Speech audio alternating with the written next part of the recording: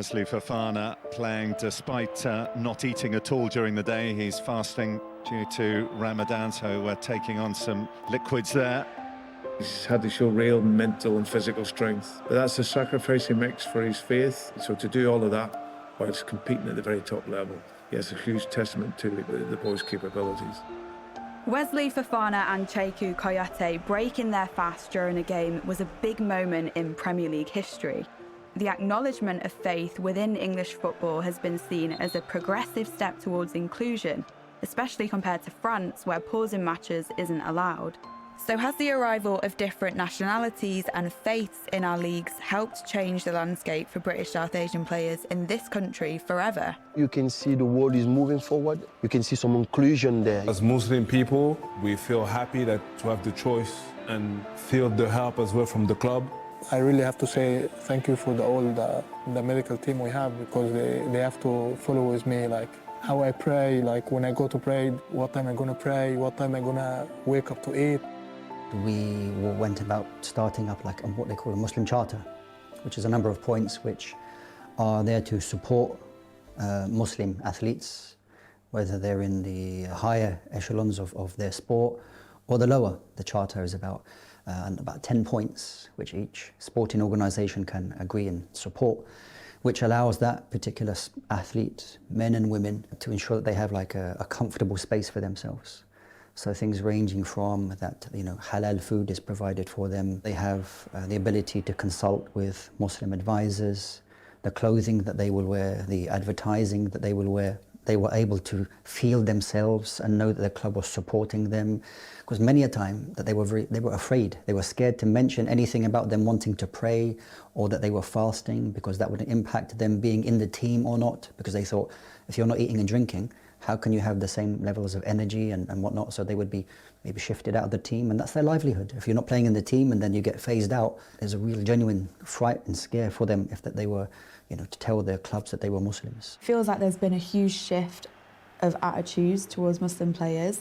A lot of that, to be honest, feels like it's because of foreign players like Mo Salah, like Sadio Mane, who've come and kind of normalised what it means to be Muslim, right, in the Premier League. What would you say about that? You're right, because they were really clear and open with their faith, scoring goals and prostrating on the floor, on the pitch, in the middle of a game. This brings out an awareness amongst, Muslims and non-Muslims alike. And I think that this lowered tension levels. The fact that that particular player is on your team, he's a Muslim, but that's okay because we're doing things together. People want to find out what's this all about. There are clubs who are really genuinely interested in wanting to support their players, which builds up relationships with their communities, and then everyone finds out that everyone's benefiting from one another. The Muslim faith is the most represented among South Asians in England and Wales, but it's important for football to acknowledge a variety of religions. We want our participants to know that the FA cares about them. We deeply care about them. And one of the ways in which we can connect with them is through their faith.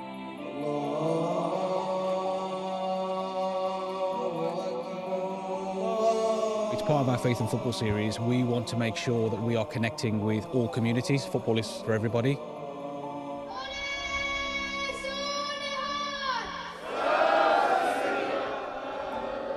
By having people here that are connecting with football and seeing the connection between faith and football is one way in which we can demonstrate that the game is for them. I'm a Muslim, so it's a way of life. So even if I wasn't a footballer, I'll still be close to my religion because, it helps you in life. Football, you have to stay focused and there's a lot of distractions. So my religion's helped me with that. It helps maintain discipline, focus, gets rid of distractions, anything that would pull me away from what I want to achieve. Within the South Asian diaspora, different intersections of the community can face very different challenges when it comes to playing football. Take income, for example. In England and Wales, Indian households are 41% wealthier than Pakistani or Bangladeshi households, and a lack of money can be a barrier to playing the game.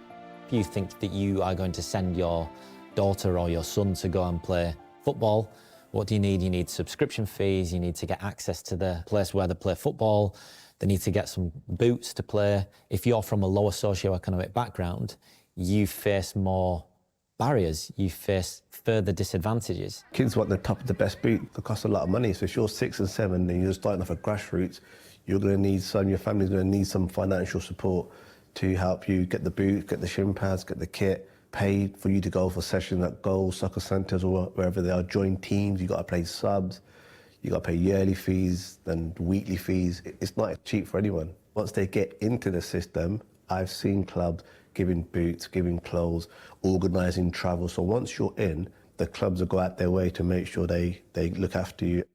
This map shows the areas of England and Wales with the highest percentage of South Asian representation. So are clubs tapping into their local communities enough?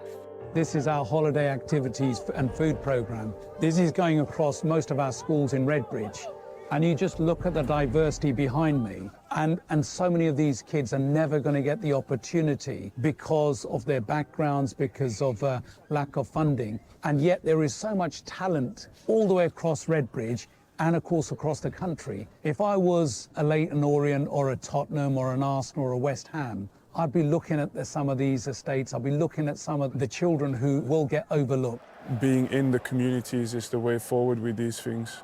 Just making sure you have presence, making sure you reach out, getting the buy-in from the communities as well, because it goes in that direction as well, that you then get more association with the game and eventually you'll have successful players. This may be a lack of knowledge sometimes in the South Asian community. If you think about very often where a player is going to get found, there are certain types of clubs where scouts go.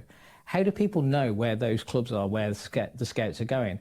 That's sort of the unwritten rules of the road, and that is generated through informal networks over generations. We need to work together much better as a football community because we all benefit from a set of talent and a talent pool being accessed that's not currently being accessed. But actually, I think where those things will come out is in those local communities and in the local clubs. If you're Aston Villa or West Brom and you've got a big Punjabi community on your doorstep, or if you're in West Ham and you've got a big Bengali community on your doorstep.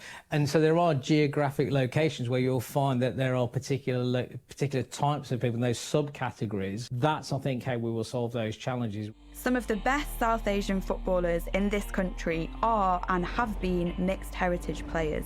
So does proximity to whiteness make it easier to succeed in the game? Most of the most successful Asians in this country will probably be people who navigate their religion and box off their religious and their cultural life very successfully and keep it away from their work environment. Those tools of navigation, I think, probably come easier to mixed heritage people because they've been navigating that all of their lives. So talk to me about the name thing, because obviously Jimmy Carter, Neil Taylor, these are all quite English names, right? So how does that help? In the same way that it helps in any employment. If your name is catchy and easy to pronounce for people, that gives you a head start because you're easily accepted into a group. Now, my name is Piara. When I was a kid, my teachers couldn't pronounce it and they just started calling me Peter. And if you've got a name that's difficult to pronounce or you think it suggests an otherness, something else becomes a problem, something else becomes a hurdle. When you really want things to be easy and greased and smooth, those sort of tiny impediments begin to make a difference. We've got to consider things like names in the process as well.